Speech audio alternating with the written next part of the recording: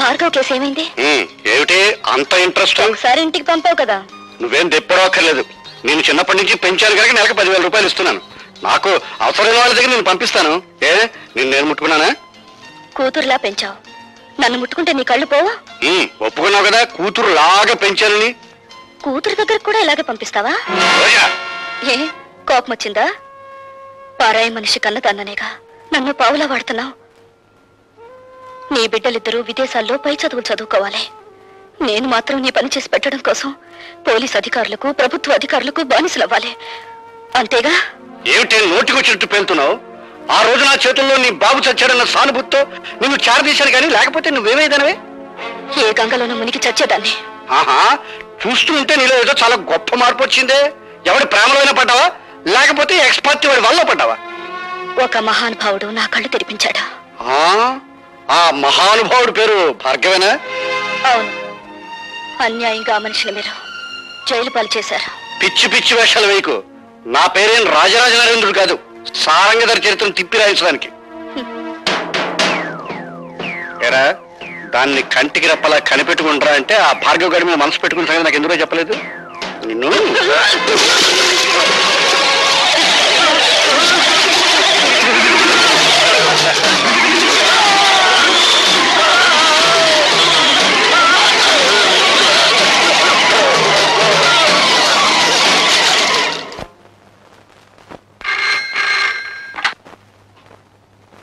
Hello, నేనమ్మా లత. ఏడు బాబాయ్? నీకో గుడ్ న్యూస్. భార్గవ ఈవేళ విడుదలవుతున్నాడు.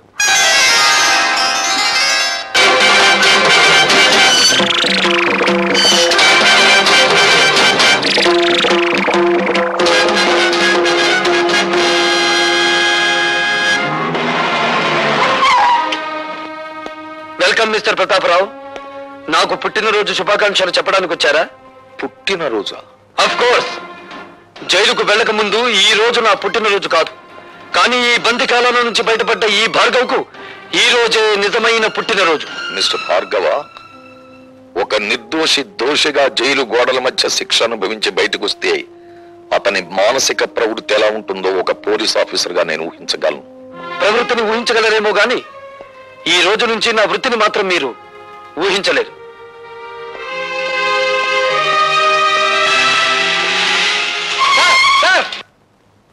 Sir, good morning sir. ఈ రోజే కదా మా భార్గవ్ రిలీజ్ అయింది. భార్గవ రిలీజ్ అయి వెళ్లిపోవడం కూడా జరిగింది. ఏడు బాబాయ్ నువ్వు అనేది? భార్గవ వెళ్ళిపోయాడా? ఎటు వెళ్ళాడు సార్? భార్గవ ఆవేశంలో ఉన్నాడు. ఆవేశంలో ఉన్నవాడు ఏ దిక్కుకు వెళ్తాడో ఎవరు చెప్పగలరు? వాడెవడో జైలు నుంచి వస్తున్నాడని మమ్మల్ని పుట్టింటి పంపించేస్తారటండి. మా తమ్ముడు ఉద్యోగ ప్రయత్నంలో ఉన్నాడు కదా, కనీసం వాడైనా దగ్గర ఉంచుకోండి. ఏమే అవతల పొజిషన్ థ్రిల్ అయిపోతుంటే ఇంకా పురాణం చెప్తూ కూర్చుంటావంటే నువ్వు కారు ఎక్కువ చేసుకో. 4 రోజులు గడిచినాయి అంటే గతం మర్చిపోతాడు, అన్ని గొడవలు సర్దుకుంటాయి. ఇవేం కంగారు రే, మీ అమ్మగారి పురాణం మీద కొత్త అయినట్టు సొత్త కూకుంటావేట్రా పోనీ. సంబరం.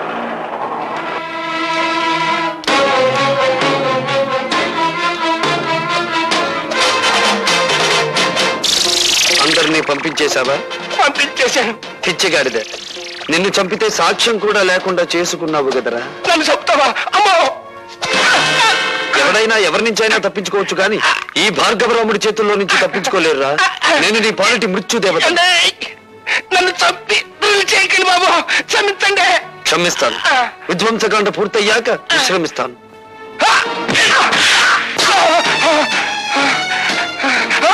ఈ ప్రజ కదరా నీ దగ్గర లంచంగా తీసుకున్నానన్నావు. ఈవీసీఆర్ టీవీలో కదరా నాకు లంచంగా ఇచ్చానని చెప్పావు. ఈసారి కదరా నేను అవినీతితో తీసుకున్నానన్నావు.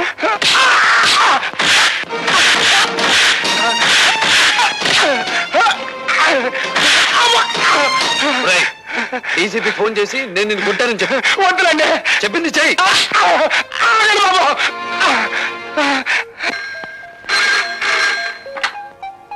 హలో, నమస్కారం. నేను డీసీపీ గారు, నేను సదానందాన్ని మాట్లాడతాను.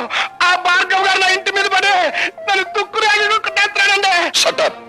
ఇంతకు ముందు కూడా ఇలాగే అబద్ధాలాడి అతన్ని జైలు పాలు చేశారు. ఇంకెప్పుడు ఇలాంటి తప్పుడు రిపోర్ట్లు ఇవ్వకండి.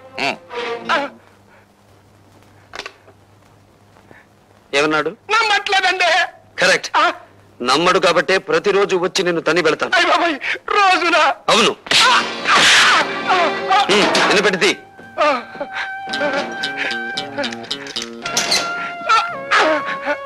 ఇది నువ్వు నాకు ఇవ్వని ఫ్రిడ్జ్, వీసీఆర్, టీవీ, ఫ్యాను కొనుక్కోవడానికి కావలసిన డబ్బు. ఇది ఇంటర్లుడిలా నిన్ను ఇంటికొచ్చి కొట్టిపోవడానికి మోటార్ సైకిల్ కొనుక్కోవడానికి కావలసిన డబ్బు. అంటే మా అల్లుడికి మా అమ్మాయికే గొలుసుకొని పెట్టలేదండి. అలాగా? ఏ అమాయకురాల్ని మోసం చేసి కేసులో నన్ను ఇరికించావు, ఆ పిచ్చి కూతురికి డైమండ్ నెక్లెస్ కొనుక్కోవడానికి కావలసిన డబ్బు. ఎలా ఉంది మన థ్రిల్? అసలు థ్రిల్ అంటే ఎట్టుంటుందని ఇప్పుడే తెలిసిందండి. వస్తా.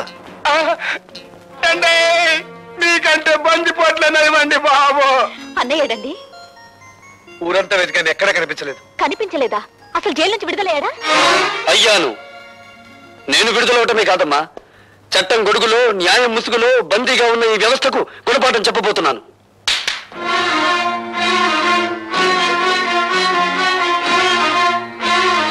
ఈ వస్తువుల్ని లంచంగా తీసుకున్నానని ఒక రోజున ఈ ఇంట్లోనే ఈ చేతులకే సంఖ్యలు వేశారమ్మా. అవే వస్తువులు ఇప్పుడు దౌర్జన్యంగా తెచ్చాను. అడిగే దమ్మున్నవాడు లేడు, ఎక్కడ పని ప్రశ్నించే హక్కున్నవాడు లేడు. హక్కున్న వాళ్ళ మేమున్నాను రా. నువ్వు చెడిపోయి తీసుకొచ్చిన ఈ వస్తువులన్నీ స్వీకరించడానికి మేము సిద్ధంగా లేవు. నువ్వు వట్టి బోడా శంకరుడివిరా. ఇన్నేళ్ల నుంచి ఆటో నడుపుతున్నా నువ్వు నీ భార్య మెడలో చిన్న బంగారు పొగలుసైనా చేయించగలిగావా?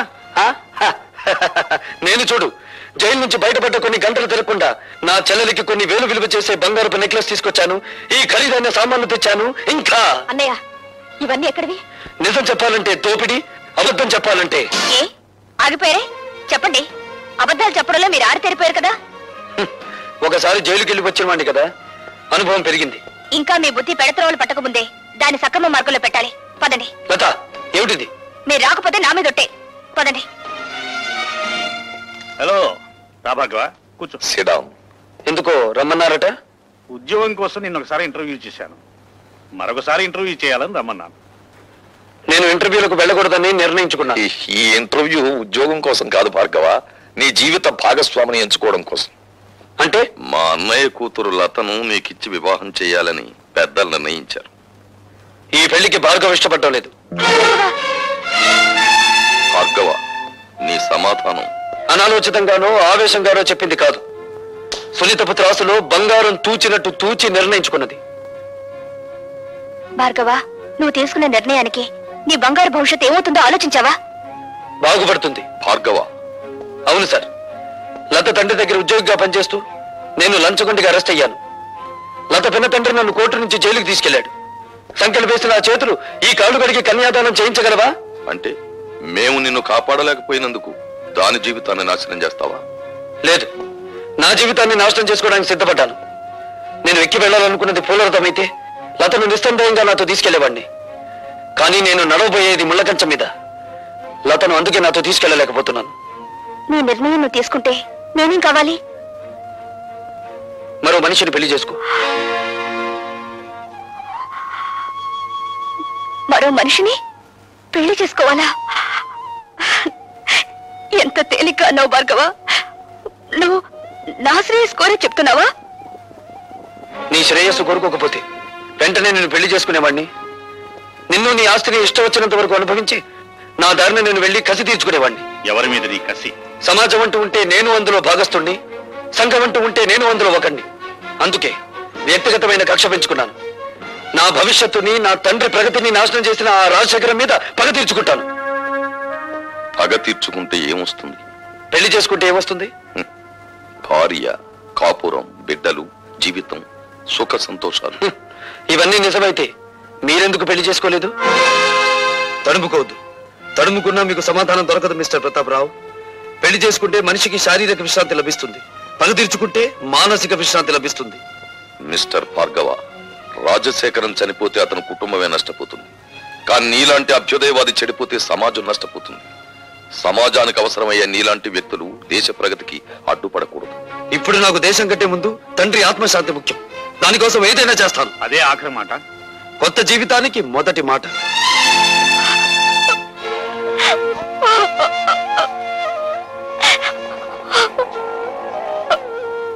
ఊరుకోమా, ఊరుకో. అతను ఎంత చెప్పినా వినే మనిషి కాడమ్మా. ఆవేశం చల్లారిన తర్వాత అతనే తిరిగి వస్తాడు.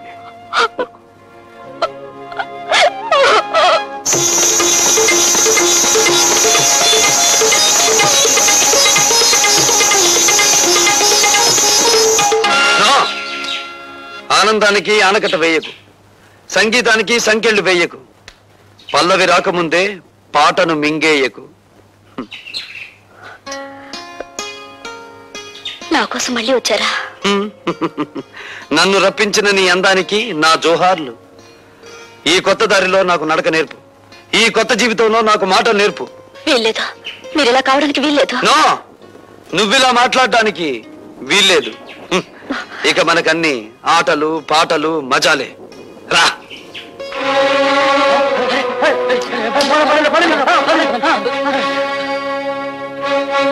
కమాన్, డాన్స్ చేసే.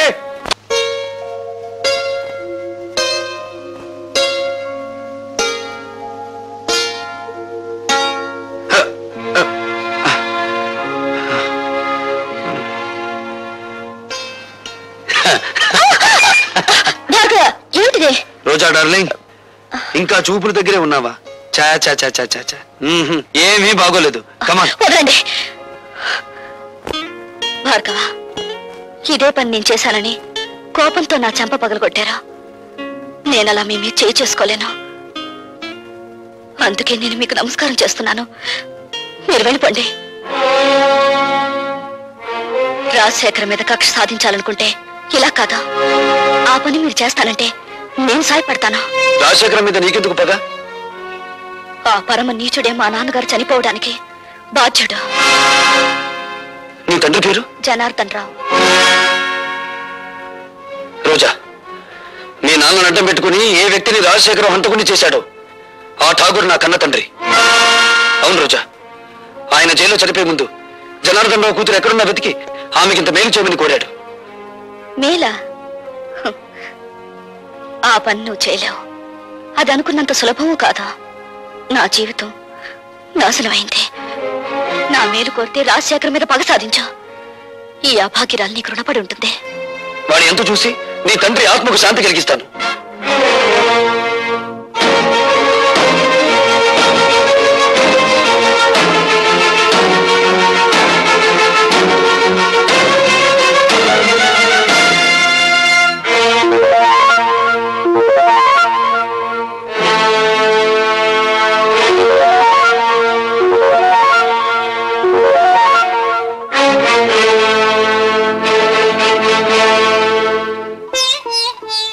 మగవాళ్లే గాని ఆడవాళ్లు రారే.